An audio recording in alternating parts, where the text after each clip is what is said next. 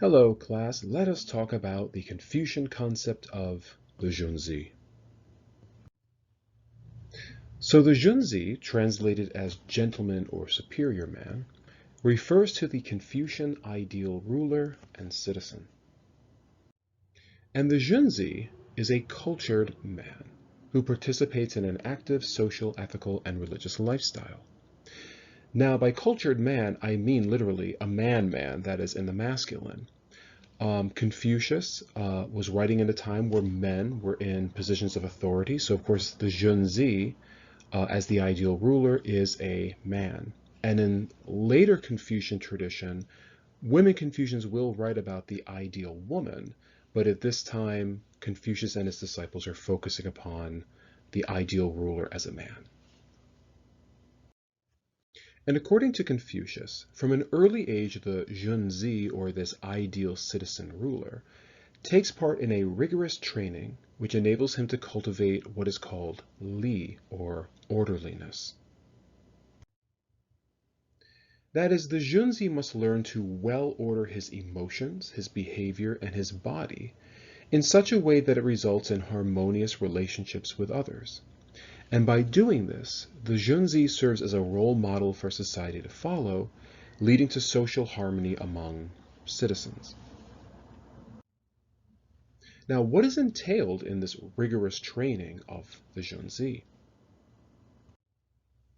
Well, to begin, the Junzi must practice what is called wen, or culture, which entails a study of music, poetry, as well as participation in the religious rites or ceremonies. And the logic here is that in studying music, poetry, and participating in the rites, the Junzi learns to well order his emotions as well as his body movements. In addition, the Junzi must practice yi, or morality, which entails the practice of the virtue of ren, or translated as love or compassion, which means to put the needs of others ahead of your own. And the Junzi is also to practice the virtue of shi, or reciprocity, meaning to engage in relationships of mutual feelings and benefit. Indeed, in the Analects, there appears what is called the Confucian Golden Rule, where Confucius says, "What you do not want done to yourself, do not do to others." So, for example, I don't like to be verbally abused. So, through the principle of shi, I shouldn't verbally abuse others. And the Junzi ought to practice what is called the 5 relationships, which would be the relationship between father, son, older brother, younger brother, husband, wife, elder, junior, and ruler, subject. So what is the logic behind the 5 relationships? Well, the people who are listed on the left are those who are in positions of authority, who have, in a sense, the final say in the relationship. But this person of authority is not to be a tyrant. Rather, they are to be patient, loving, and good listeners. That is, a husband, for example, is to listen patiently to his wife, to take her advice, but nonetheless, he always has, in a sense, the final say. Whereas the person on the right side of the relationship are kind of like the obedient party. So in other words, with the 5 relationships, everyone kind of knows their place.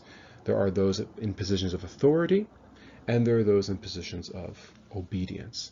And the logic here is that if everyone knows their place, then there will not be any social conflict, rather there will be social harmony.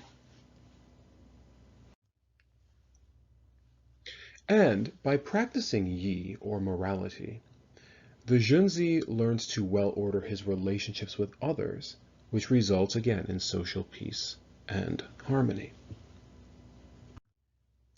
So in conclusion, by cultivating li, the Junzi is able to bring orderliness and propriety to society by ruling justly in a position of authority, but also as serving as a role model to the citizenry to follow, and by bringing the will of heaven down to earth by participating in the religious rites.